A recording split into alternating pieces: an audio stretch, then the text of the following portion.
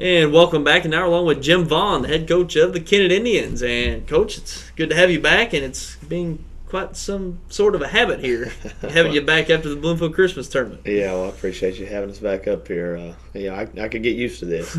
It's been enjoyable. It's been Sure, fun. and you're coming off your third straight Bloomfield Christmas Tournament title, and it's actually Terry McVeigh, one of our fine commentators, had a trivia. He always brings a trivia question to the tournament, and he asked what other team than Dexter, winning their 7 in a row within the past decade, what other team won 3 straight, and it was Bloomfield back in 64, 65, and 66, if I recall correctly, and now you're in that same company. Yeah, that's special for for our name to be listed as one of those that have not been able to do it 3 times in a row. So we're awfully proud of it. Proud of our kids this year. Even though we were the number 1 seed, voted by coaches. As I told our kids, that's very respectable to get to get seeded that, but you got to earn it still, and our kids did. Sure, and a great tournament this was this year, and we knew coming in it was going to be competitive from top to bottom. And before, and many of us YHC thought that 6 teams could come away with this title, and still looking back after the tournament, you could probably still say the same thing. 6 teams absolutely. could still come away with it. Yeah, there's one through 5, 1 through 6. Bernie was a 6, and that was a look how tough of an out they were for Portageville, and they ended up winning the 5th place game. But it was as much parity in the tournament this year as there ever has been. Competitive games, second round games were good games. Ours, we get by a hay tie by 9 in that game, and then there were other good second round games. So even first round games weren't just not just sleepers. They were games that were enjoyable to watch. So it was very competitive all the way through. Oh, it was a great tournament to watch, especially from the second day on, and very tough games. That hay tie team's always a tough one to beat.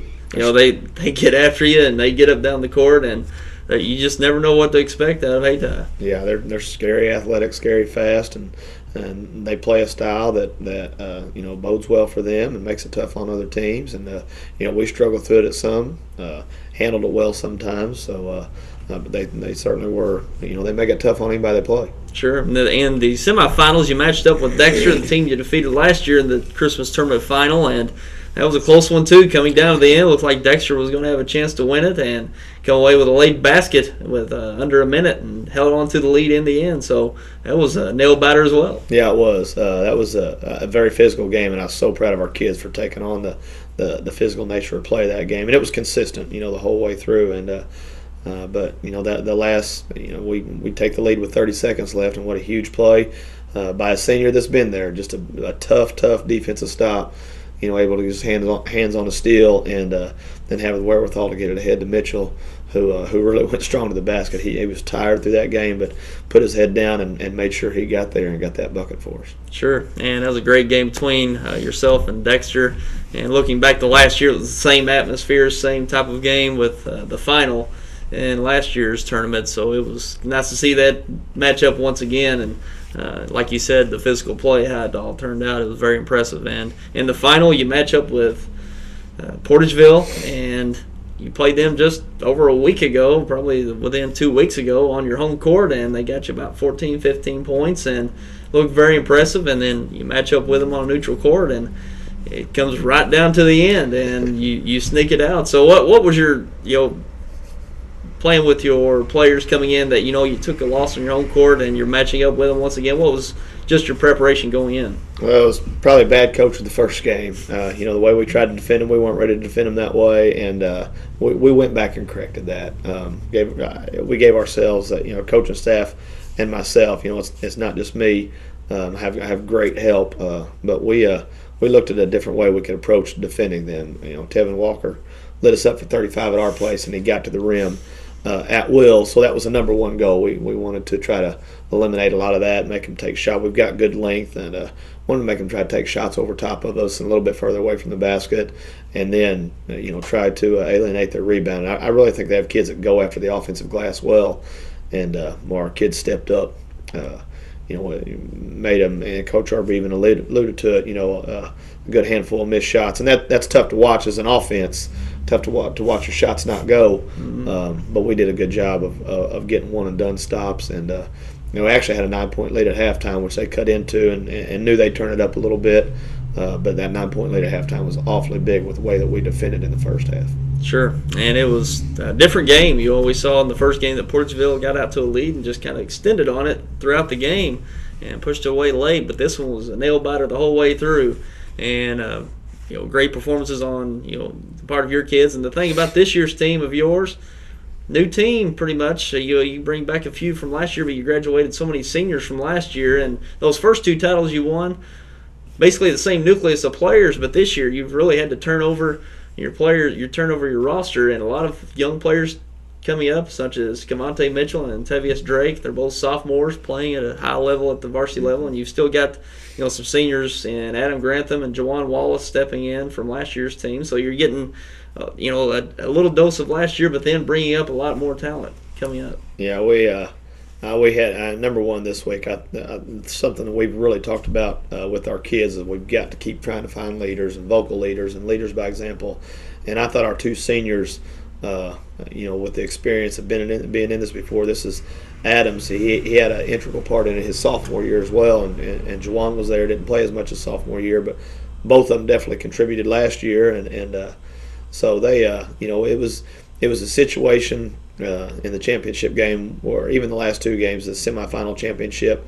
It was nice to see us have to have those 2 guys on the floor, because they were that for us. They were that for our young guys. We looked at them a little bit. Our young kids looked at them, and they directed us and really guided us. And then we've got a group of young kids that had good success at junior varsity basketball last year. It's a whole nother level right now, but I think that just goes to show how much we've grown from the beginning of November to right now, and it also shows us what potential we have to grow even more. Sure. And we've seen you early on this year that you've played kind of inconsistent further on in the year. But early on in the year that you won some impressive games of Crothersville, and even one over the Riverbend at the buzzer. You won over Covington, Tennessee. But then you playing inconsistent times like that one at Rector. You really struggled over there and had a disappointing loss over there. And then coming into the tournament, it all come together at once. It's a good time to start peaking into getting yourself in your second half of your season. But yeah, we've been a little bit of a roller coaster, and we kind of thought it might be that way a little bit. Kind of thought we laid an egg over at Rector. I thought those 2 games we should have won, could have won. Those 2 teams beat us, and they're not bad teams, and they're experienced teams. That's why it was great for us to play against them.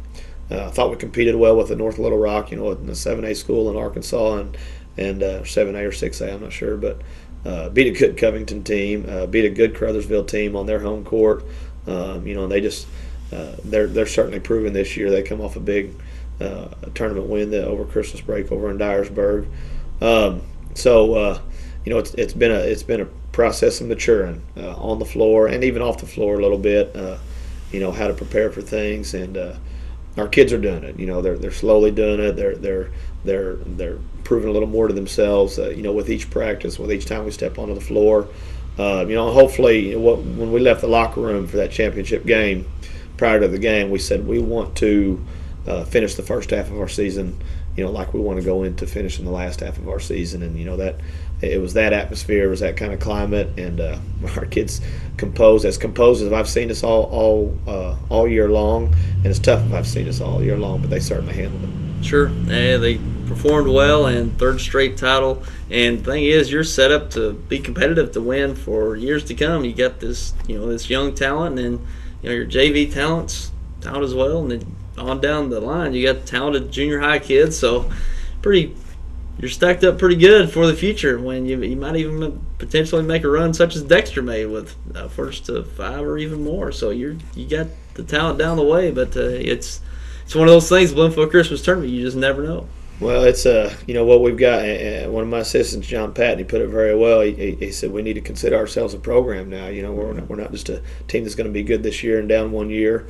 And what's neat about it is we've got young kids coming that are hungry to be in these spots right now. And that's what when you have a group like we have had go through, they breed that into other people, and it sets that expectation. And we had 2 of our 8th graders and 1 of our 7th graders ride the bus with us to the championship game, and wanted to be a part of it, and which is kind of neat. And on the road home, that trophy sitting in the seat, and they get to look at it all the way home. And even one of them made the comments, "Boy, I sure would like to have one of those." When I get there, so we do have young kids coming. But what we have is we have hunger coming. And we have people in place that spend time with these young kids. Our junior high coaches, Coach Patton is actually in the gym right now with our 5th and 6th graders, getting them a little bit better. So, we're a supported thing right now, top to bottom. We have kids that are hungry to be there, and that's what winning does. It breeds excitement. It builds that anticipation of I want to be that guy when I get in high school. Sure. So, and that's what we've got going on with our program right now. Sure, a lot of talent coming through Kennett at this time. It just turns over every year, it seems like. So, very impressive. And looking ahead of your season, of course, as we mentioned, you've got Malden coming up this week, Tuesday night. So that's one team that's really coming along. And out of the Boot Hill Conference, they played you tough last year at about this time coming up to the tournament. So the Malden Green Wave is going to be a tough test this week. They really are. They gained a lot of confidence this week. I was so proud for them and Coach Sokolov and coming back and win as a 13 seed and winning 3 games and beat some good teams along the way. Puxco's had good success this year, and they kind of dismantled them, beat a solid Bloomfield team who's disciplined and well coached. And even their first round game they played well. Holcomb just couldn't just put them away. And Holcomb is a solid team, well coached this year. So Malden showed some growth this week as well. And like you mentioned before, they've got some young kids and young kids are energized. They're excited, and they want to prove they've got points to prove.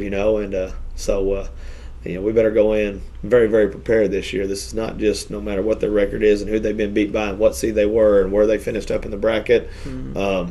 We've got something to prepare for Tuesday night. Sure, I've said over the past week that I think Malden's the most improved team in our area from start of the tournament or start of the season until now. We've seen them a few times this year, and you can tell they haven't. Early in the season, they didn't quite figure out their team concept, but they sure found it at Bloomfield. Yeah, they did. Starting with their defense, getting after it, forcing turnovers, and using the talent they have to get in the open court. They're very impressive in the tournament. So we'll be looking forward to that Tuesday night. That'll be here on YHC Wednesday night at 6:30. And you're in the Class 3 District 1, which is probably the most competitive district in the state, even regardless of class, even in there with Charleston and Crothersville and even New Madrid. It's not going to be a hard test and all easy test. And Doniphan, as we got to see them over the course of the week, they've got a very talented group. So I tell you, it's going to be a tough go to go in that Class 3 District 1, and I tell you. Even a first-round game is going to be even a tough test. It really is, and you got Twin Rivers and Bloomfield in there as well that are definitely proven competitive programs, and so there's. I've said that all along that I would put this district up against any other in the state in terms of top to bottom competitiveness, and but not only competitiveness this year. There's tough teams. There's a little different styles and different teams, but everybody brings something that's just. I really believe there's 5 teams in that district that could win it this year. Charleston, New Madrid, Doniphan, Crothersville, and I'll throw us in there as well. And New Madrid, who is they've been down a little bit here recently, but with some tough wins they've gotten this year. Yeah, and big some tough, wins. Lost an overtime loss to Jackson, a good win against Notre Dame, and then Notre Dame turns around and beats the Sykeston, and so they're proving themselves. They went and played that Dyersburg Christmas tournament, and they're playing things that's going to prepare them. So that makes that a not just an interesting one, but a fun one to be a part of. And no matter who comes out of it, year in and year out, Southeast Missouri is well represented in Class 3. Oh, of course, and I played in that district in my time back in the day, and it's even gotten more competitive. Yeah. Even back when I played around 10 years ago. So it's a great tournament to watch, and that's actually going to be up in Bloomfield this year. So we're going to be looking forward to going up there and showcasing that here on YHC later on in the year. So it's going to be very competitive out of that Class 3 District 1.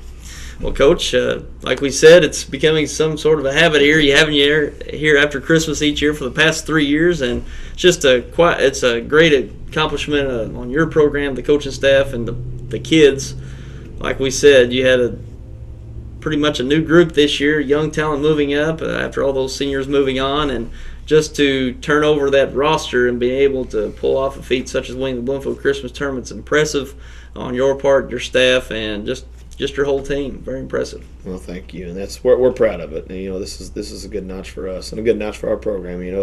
It just it continues where we want to be, and it goes to say a lot for what's happening with younger kids. With what was done with our junior varsity group last year, and I really think a part that Aaron Bidwell played in with building toughness, and those kids showed up this week, and he won't take any credit for it, but I truly believe that showed up a little bit this week. And then the support we have, it's neat.